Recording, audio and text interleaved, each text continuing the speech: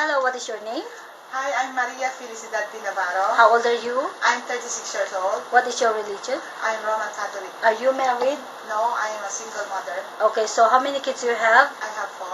How old are they? 17, 6, 5, and 4. Okay, so how long you been working in Hong Kong? 3 years. Do you have any work experience in other countries? No. So how long you been working with your current employer? 2 years. Yes. Okay, so where's your employer living in? In Colon City, How many square feet of your employer's house? 1,400. How many family member there? 3, How many children? 2, How old are they now?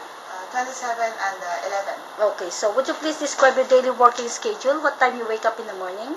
I'm waking up at 6 o'clock in the Mhm. morning and prepare the breakfast for the son of my mom, and then going to school, and finish there. I work for the household chores and do cleaning, and then go market for preparing again the lunch, and then I bring lunch for school for the son of my employer, and then pick him up in the afternoon. Okay, and then? Then prepare again for dinner.